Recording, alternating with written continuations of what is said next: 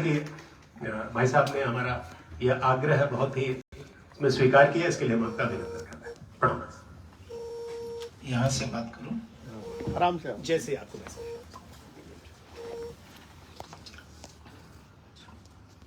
मंच पर आसीन प्रोफेसर पवन सिन्हा जी, प्रोफेसर संजय द्विवेदी जी, स्वामी कृष्णकांत जी, सुरेंद्रनाथ त्रिपाठी जी, मेरे सामने बैठे हुए Covid warrior professor Sanjay Rai ji और प्रोफेसर सीवी त्रिपाठी जी, और इस कार्यक्रम में जिन्होंने मुझे आमंत्रित किया वो डॉक्टर विवेक दीक्षित जी, और सामने बैठे हुए मेरे सारे प्यारे भाइयों और बहनों और प्यारी खाली कुर्सियों। हाँ, मैं हमेशा खाली कुर्सियों का भी धन्यवाद देता हूं, क्योंकि जिस कार्य को लेकर हम कार्यक्रम करते हैं, जिस संकल्प को लेकर हम लोग निकलते हैं, जो ध्येय अपने आपके सामने रखते हैं, उसकी पूर्ति में हम कहाँ कम पड़ रहे हैं, हम कितने अभी पीछे हैं, ये दिखाने का काम ये खाली कुर्सियां हमको करती है, वो हमको सिखाती है।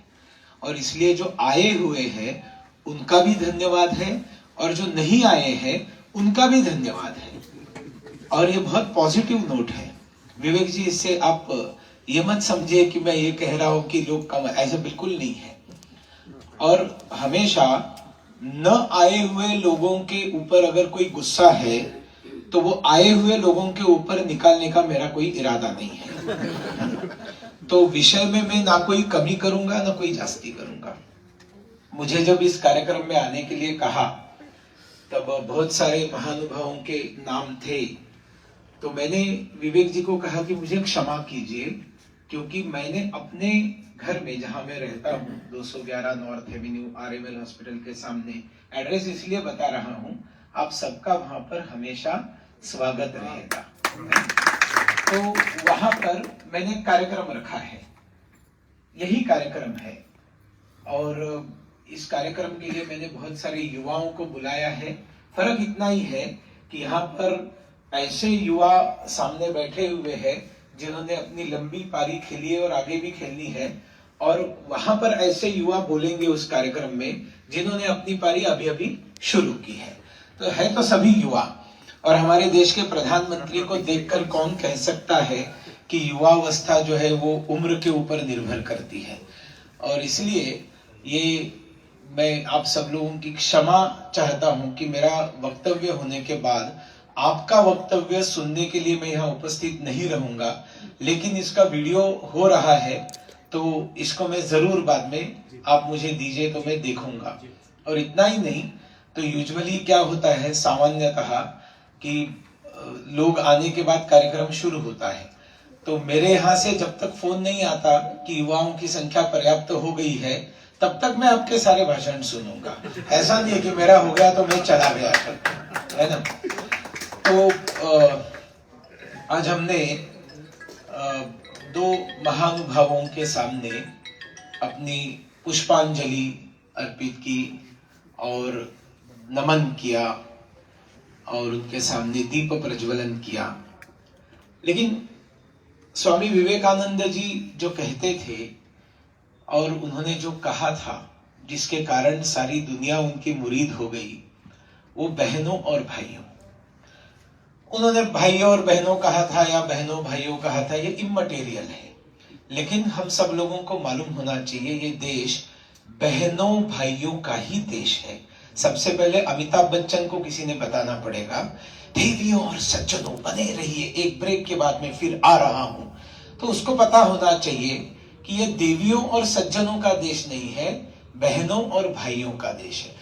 ये बात ठीक है कि सभी सज्जन है हमारे देश में, हम मान के चलते, इंक्लूडिंग राहुल गांधी जी, और ये जो आपके हमारे देवियां भी हमारे यहाँ पर सारी है, ये भी मानते हैं। लेकिन बहन ये बहुत बड़ी होती है, माताओं बहनों बहुत बड़ी बात होती है।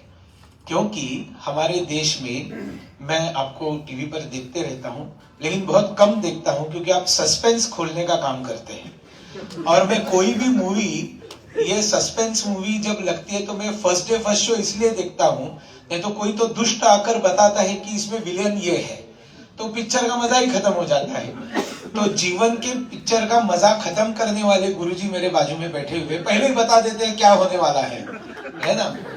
तो इसलिए यहाँ पर मैं बताना चाहूंगा कि हमारे देश में माताओं का महत्व पहले, क्योंकि हम एकमात्र ऐसा देश है जो इस देश को मां कहता है।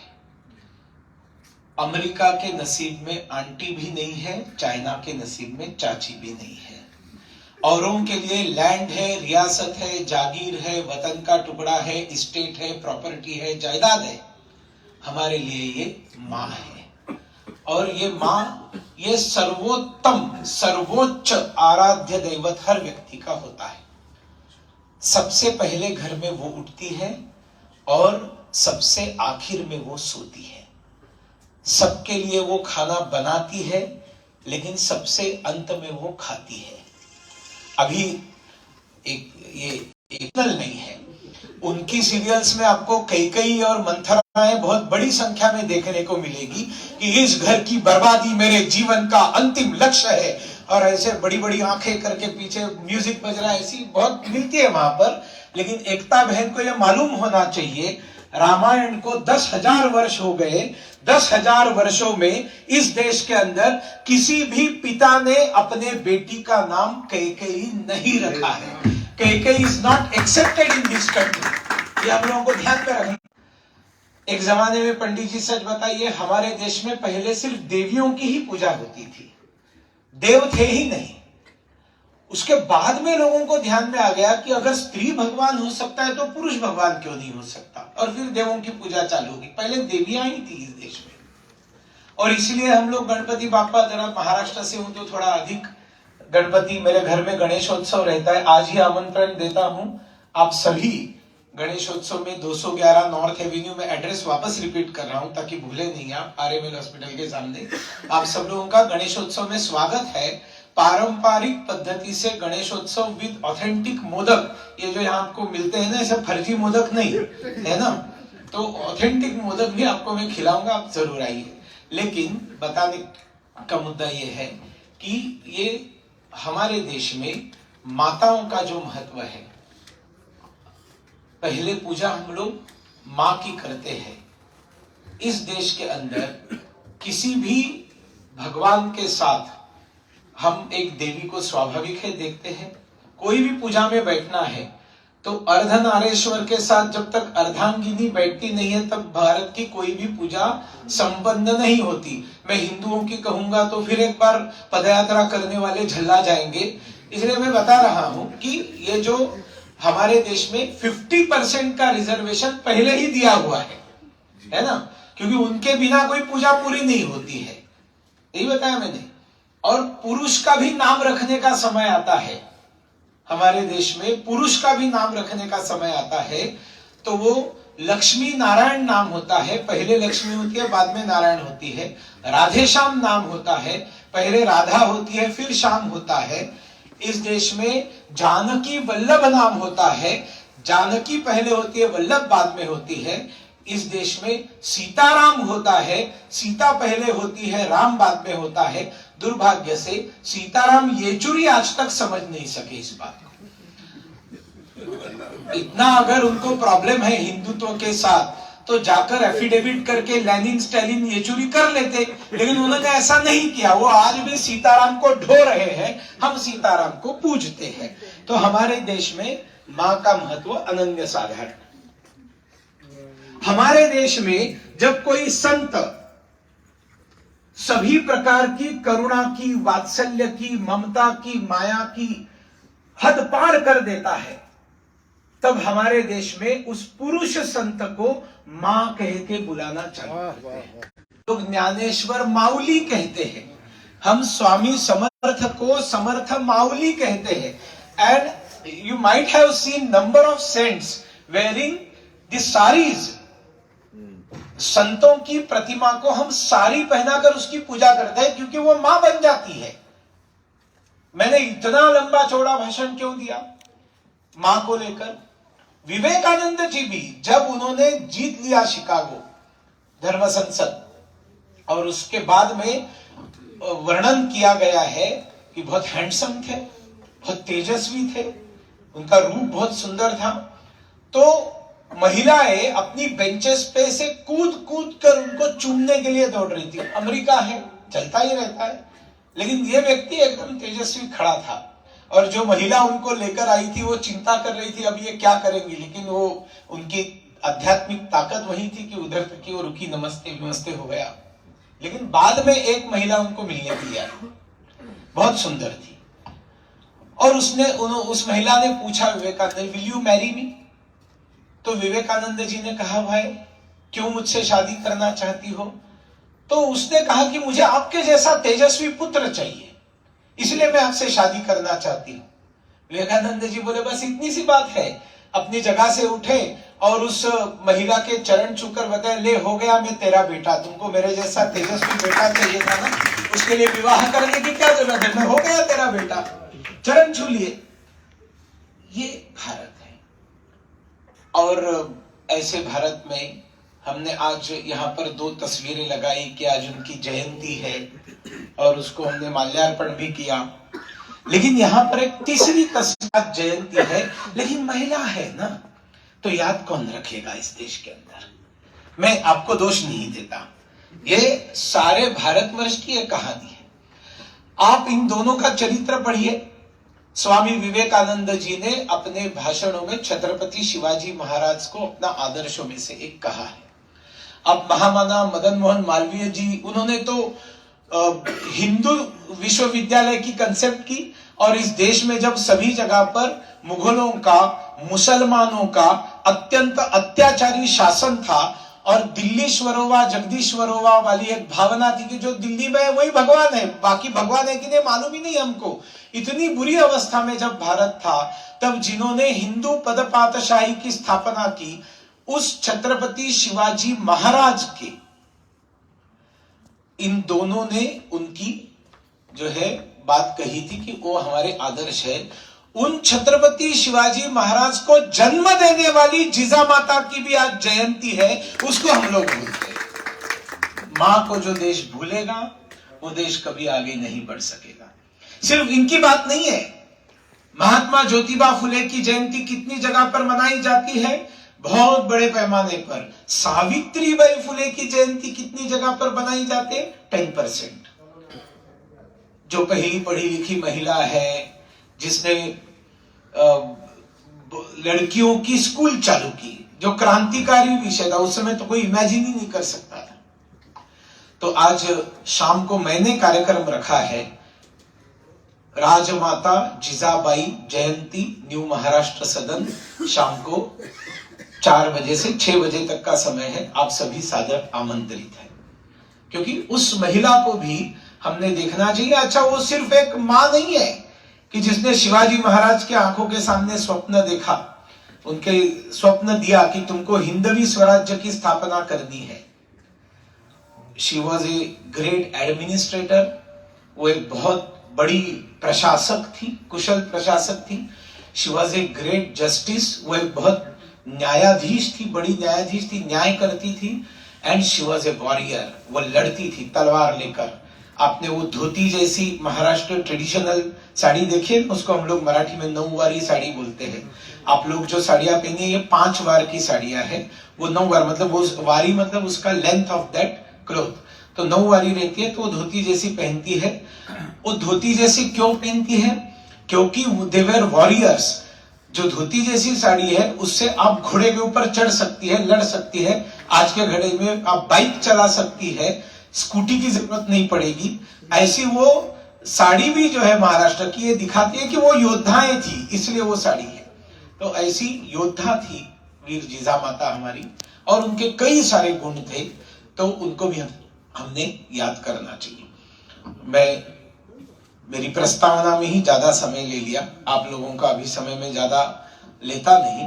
लेकिन आज इस महापुरुष की जयंती है। महापुरुषों की जयंतियां क्यों मनानी चाहिए, उनको क्यों याद करना चाहिए? हो सकता है मैंने अभी जितनी बातें बताई यहां बैठे हुए भी मालूम होगा, लेकिन जो नहीं मालूम था वो सुनने को तो मिला नहीं। तो सिर्फ सुनने से ज्ञानवर्धन करने से कोई लाभ नहीं है। विवेकानंद जी कहते थे कि ऐसी किताबें की किताबें दिमाग में भर के कोई ज्ञानी नहीं बनता है, उनमें से कोई आइडिया को ले लीजिए, उस आइडिया को प्रत्यक्ष में उतारने के लिए अपना सब कुछ लगा दीजिए, तो उस ज्ञान का अर्थ है। अब मैं महाराष्ट्र से हूं, तो महाराष्ट्र में जिसको आप गुण बोलते हैं, ये व्यक्ति गुणी है, तो हमारे यहां पर जो परीक्षा में जो अंक मिलते हैं ना, मार्क्स मिलते हैं, उसको मराठी में गुण बोलते हैं। हिंदी में बोलते हैं कि नहीं मुझे पता नहीं है। जो कितने गुण मिले, मराठी में पूछे किती गुण मिळाले, तर मला 100मध्ये 80 गुण मिळाले। नाही परिणाम आते हैं तो गुणवंत विद्यार्थ्यांचा सत्कार होता है महाराष्ट्र में, मतलब जिनको अच्छे मार्क्स मिले हैं उनका सत्कार। तो वो जो गुणवंत विद्यार्थ्यांचा सत्कार होता है वो एक्चुअली मार्क्सवंत विद्यार्थ्यांचा सत्कार होता है। मतलब उस मार्क्स के साथ कुछ लेना देना नहीं है, है ना। जो पहले जेएनयू में बहुत जिसकी चलती थी, आजकल उसकी बोलती बंद है वहां पर। तो ऐसे मार्क्स को गुण मानना ये बहुत बड़ी गलत बात है। गुण वो होते हैं जिसको हिंदी में प्रॉपरली हम गुण कहते हैं। ऐसे गुणवर्धन करने वाला, गुण संवर्धन करने वाला अगर ज्ञान है आपके पास तो उस ज्ञान को अर्थ है, नहीं तो उस ज्ञान का कोई, आपने कितनी किताबें पढ़ी है उसका कोई मतलब नहीं है, विवेकानंद जी कहते थे। साथियों, विवेकानंद जी ने इस देश के युवाओं को कहा था कि उठो, जागो और लक्ष्य प्राप्त होने तक मत रुको। इसका मतलब क्या है? पहले जीवन में लक्ष्य होना चाहिए। मतलब विवेकानंद जी ने कहा कि आपके जीवन में लक्ष्य होना चाहिए, और लक्ष्य होने के बाद ही होगा कि उठो, जागो और फिर लक्ष्य प्राप्त होने तक मत रुको। आज के युवाओं को, जो देश हमारा जिसमें आज 80 करोड़ लोग, ये 35 साल से कम उम्र के हैं, दुनिया का सबसे बड़ा नौजवान देश है। इस देश के लिए सबसे अधिक सटीक अगर मार्गदर्शन किसी महापुरुष का है तो वो स्वामी विवेकानंद जी का है, जिन्होंने लक्ष्य रखने के लिए बताया और लक्ष्य को प्राप्त करने के लिए अपने सारे ताकत लगाने के लिए बताया। उन्होंने जब कहा कि मेरे प्यारे भाइयों और बहनों, तब उन्होंने हमारे देश का जो एक बहुत पुराना सूत्र है, हमारे यहां कहा गया है कि अयम निजः परो वेति धारणाम लघुचेतसाम उदार चरिता नाम तु वसुधैव कुटुंबकम। ये मेरा है, ये तेरा है, ये संकुचित मन की भावना है। उदार चरित क्या है? तो ये सारा विश्व एक परिवार है। और क्यों विवेकानंद जी के उस लाइन पर तालियां पड़ी? क्योंकि वो समझ ही नहीं सके। उन्होंने एक संबोधन में उस सभागार में बैठे हुए सब लोगों को भाई बहन बना दिया और सब लोगों को एक दूसरे के रिश्तेदार बना दिया। तब तक सब लोग लेडीज एंड जेंटलमैन बोलते थे, gentle women and gentle ladies बोलते थे या मेन बोलते थे।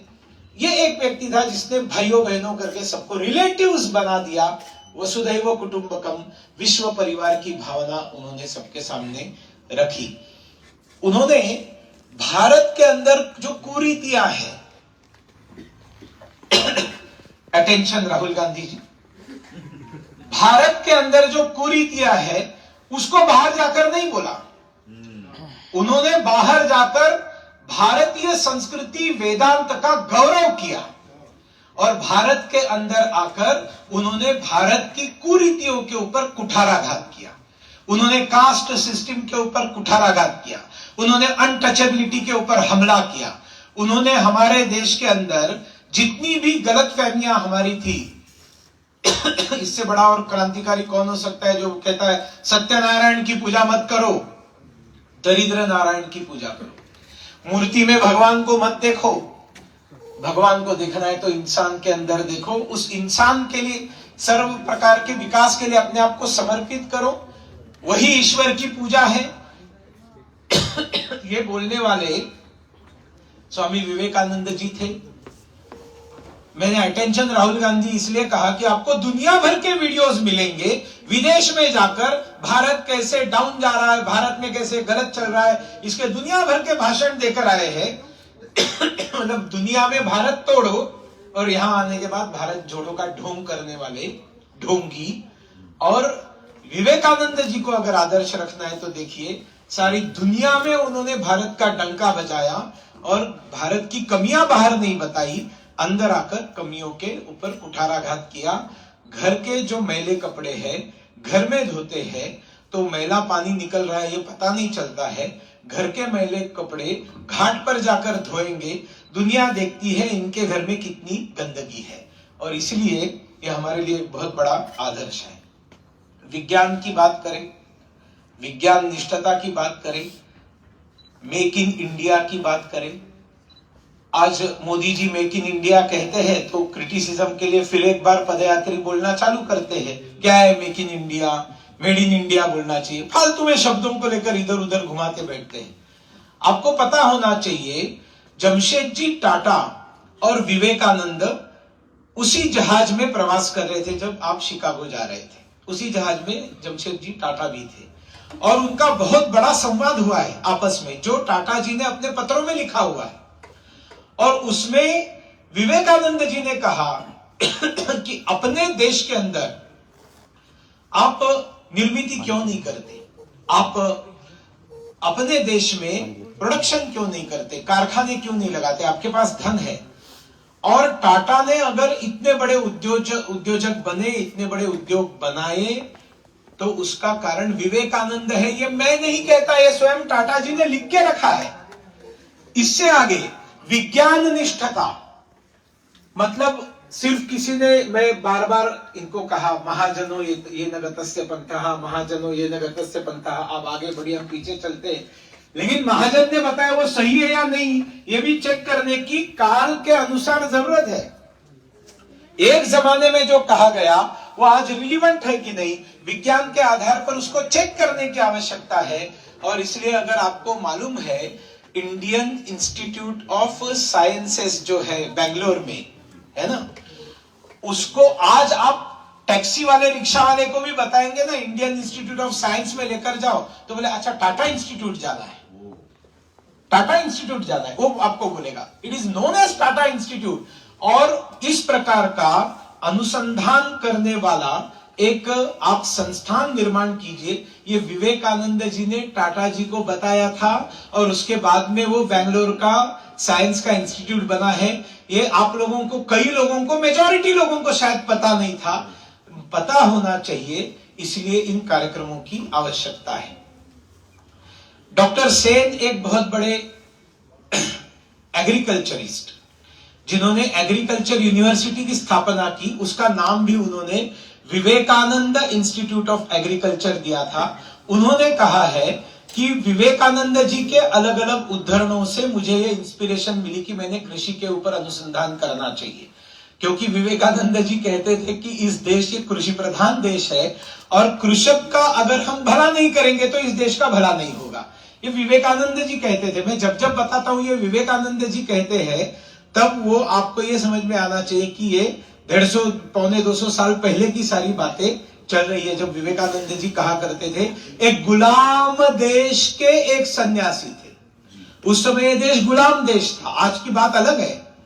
उस समय वो सिर्फ गुलाम देश था, इस बार ये मानसिक गुलामों का देश था, जिसको 2014 के बाद बदलने का काम प्रधानमंत्री नरेंद्र मोदी जी ने करना शुरू किया। मैं कहता हूं हमेशा 1947 में भारत आजाद हुआ और 2014 से भारत स्वतंत्र होना शुरू हो गया। आजाद तो हो गए हम, अंग्रेजों की दास्यता से तो निकल गए, लेकिन काले अंग्रेजों का शासन लंबा चलता रहा। लेकिन जो स्वामी विवेकानंद जी को भगवा वस्त्र पहन के गए थे, वो वस्त्र ही नया था दुनिया के लिए। अभी तो दुनिया के लिए भगवा वस्त्र कोई नया नहीं है, लेकिन उस समय नया था वो। तो वो भगवा वस्त्र पहनकर स्वामी विवेकानंद वहां गए थे। तो उनको किसी ने पूछा कि why don't you wear some decent dresses Vivekananda, ये क्या आपने पहना है, आप थोड़ा सा डिसेंट ड्रेस ताकि आप एक जेंटलमैन लगेंगे। तब विवेकानंद जी ने उसको कहा मेरे भाई, आपका देश जो है उसमें टेलर जो है डिसाइड करता है कि व्यक्ति जेंटलमैन है या नहीं है, और हमारा देश वो है जिसमें व्यक्ति का चरित्र डिसाइड करता है वो जेंटलमैन है या नहीं है। फर्क आपको समझ में आ गया? अच्छा, इसका मतलब वो बहुत बड़े संत थे और वो कुछ भी बर्दाश्त करेंगे, ऐसा नहीं है। उसी डेक के ऊपर जहाज पर एक ऐसा व्यक्ति मिला, बहुत ज्यादा उदंड था और बहुत ज्यादा बदतमीज था, और शास्त्रार्थ करने के बजाय फालतू में बोलना चालू कर दिया जो उसको कोई आधार नहीं थे।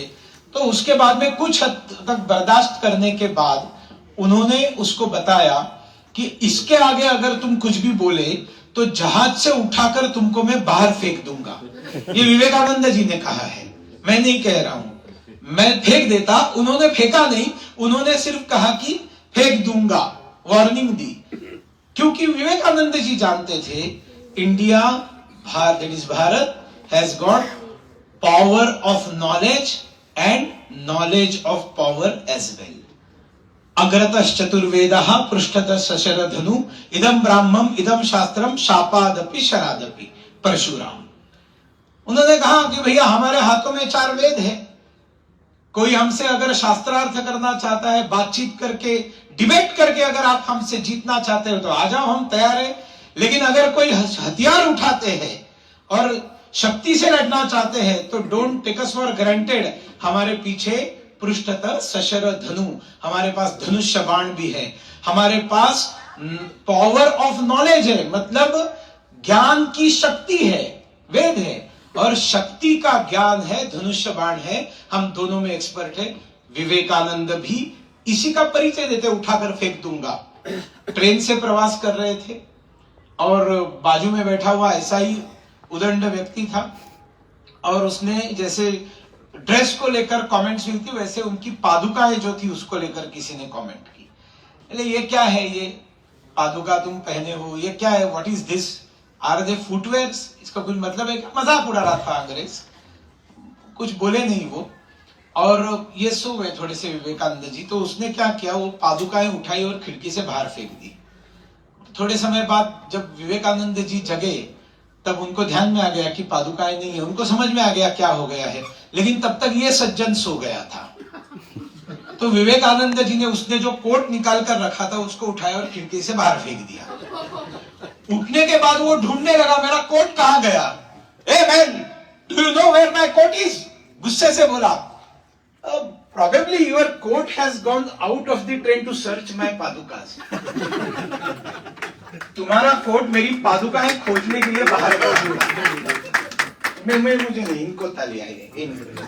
तो इसलिए nobody should take us for granted. साथियों, ये भाषण जो उन्होंने दिया शिकागो में, वो 9/11 को दिया, मतलब 11/9 को दिया। वो अमेरिकन 9/11 बोलते हैं, इसलिए हम लोग भी 9/11 बोलते हैं, एक्चुअली 11 सितंबर है। 11 सितंबर को जो उन्होंने विश्व बंधुत्व का जो भाषण दिया था, उसके बाद में उसी 11 सितंबर को आपने देखा कि अमेरिका के अहंकार के टावर्स गिर गए थे। लेकिन वो एक बहुत गलत घटना थी, बहुत बड़ी हिंसक घटना थी, क्योंकि आतताई इस्लाम और साम्राज्यवादी अमेरिका दोनों उसके लिए जिम्मेवार थे। अगर 9/11 का विवेकानंद का संदेश हम ठीक से दुनिया को दे पाते तो शायद वो बाद में वाला 9/11 नहीं होता। तो इसलिए अगर बाद में 9/11 हुआ है तो उसके लिए who is responsible? Modi ji कहते हैं वी आर रिस्पॉन्सिबल, क्योंकि हम कम पड़ गए। विवेकानंद का विचार सारी दुनिया में प्रचार करके दिखाने में हम कम पड़ गए। विवेकानंद जी को किसी ने पूछा कि क्या जरूरत है कि संतों ने सिर्फ अपने ही देश का विचार करना चाहिए? संत जो है वो सारे मानवता का है, संत सारे विश्व मंगल विश्व कल्याण का है, तो क्यों संतों ने सिर्फ भारत की बात करना? विवेकानंद जी ने कहा, जो अपनी मां की ठीक से सेवा नहीं कर सकता वो दूसरे की माताओं की क्या सेवा कर सकेगा? और इसलिए सबसे पहले अपना घर संभालो, अपना घर अच्छा करो, तब जाकर आप सारी दुनिया को बोल सकोगे कि आपके पास नैतिक बल होगा बोलने का कि आप इसके बारे में सोचो करके। सामर्थ्य ही जीवन है, दुर्बलता मृत्यु। विवेकानंद जी ने कहा, सारे भगवानों को वाइंड अप करके माले के ऊपर में रख दो और फुटबॉल खेलने के लिए चले जाओ। ये युवाओं को विवेकानंद जी ने कहा था। मतलब उन्होंने गेम्स को प्रायोरिटी देने के लिए बताया, बजाय कि आप देव भक्ति में बैठे रहो और सिर्फ देव भक्ति में बैठे रहोगे तो कुछ मिलेगा नहीं आपको, आप उठो और सबसे पहले अपने को बलवान बनाओ, ये उन्होंने कहा था। स्वदेशी, स्वभाषा, स्वभूषा, स्व संस्कार, इसके वो मुखर थे, वो उसके बारे में बोलते थे, हम सब जानते हैं। और विवेकानंद जी के जो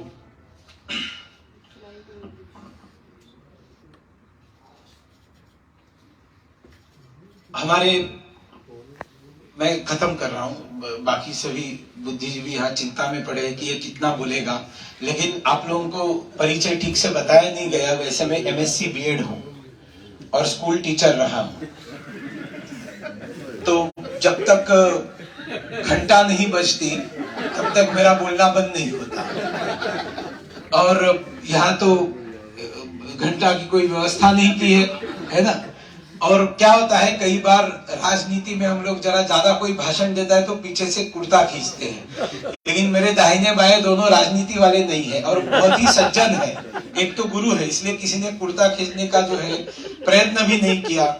और इसलिए मैं एक भाषण में तो फिर लोग घड़ी दिखाने लगे, एक रात के व्याख्यान में तो पीछे से कैलेंडर दिखाने लगे, दिन का।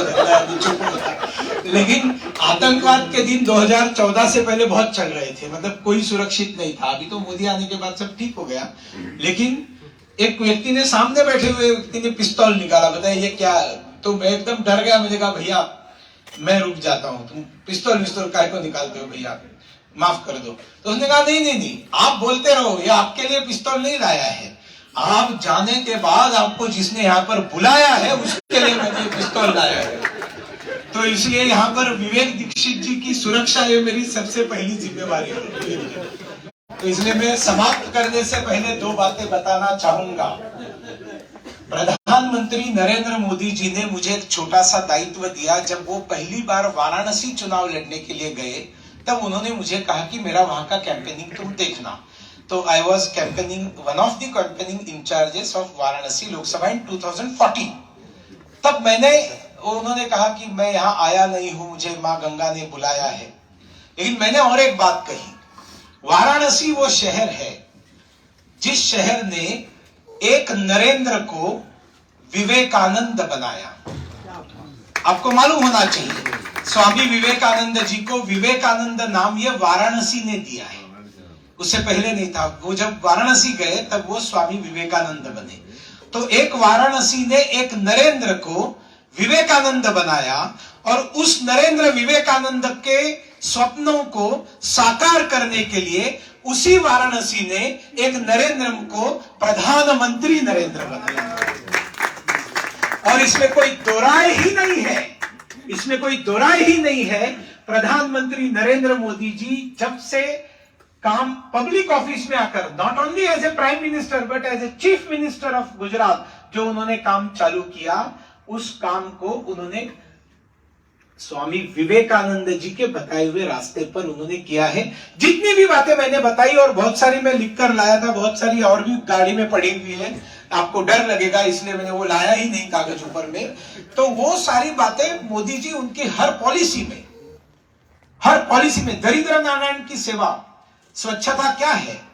मोदी जी कहते हैं कि डॉक्टरों के कारण हम लोग सुरक्षित नहीं है इस देश में। हमारे देश में स्वच्छता कर्मियों के कारण हम लोग आज जो है स्वस्थ हैं। वो अगर नहीं रहते, हमारे घर का गंदगी उठाने वाला अगर कोई व्यक्ति नहीं होता तो कहां से आप स्वस्थ रहते। उनके लिए धन्यवाद देना चाहिए। वो न होने के कारण, हम स्वच्छता न रखने के कारण अगर हम बीमार पड़ते हैं तो उसके बाद में डॉक्टर हमको ट्रीट करता है। लेकिन बेसिकली जो हमारे देश के स्वच्छता कर्मी, इसलिए उन्होंने कहा ना कि आप देवालय मत बनाओ, देवालय से पहले शौचालय बनाओ। ये क्रांतिकारी स्टेटमेंट नरेंद्र मोदी जी का है, जो नरेंद्र विवेकानंद जी ने बताई हुई बात को प्रत्यक्ष में उतारने का काम। फिर महिलाओं के लिए की हुई सारी चीजें, युवाओं के लिए की हुई सारी चीजें, फिर मुद्रा बैंक के लोन से लेकर startup India, stand up India से लेकर कितनी सारी यूनिकॉर्न स्टार्टअप्स, 100 से ज्यादा यूनिकॉर्न स्टार्टअप्स। मतलब आप लोगों को पता है उसका मतलब क्या है? 7,000 करोड़ का बिजनेस।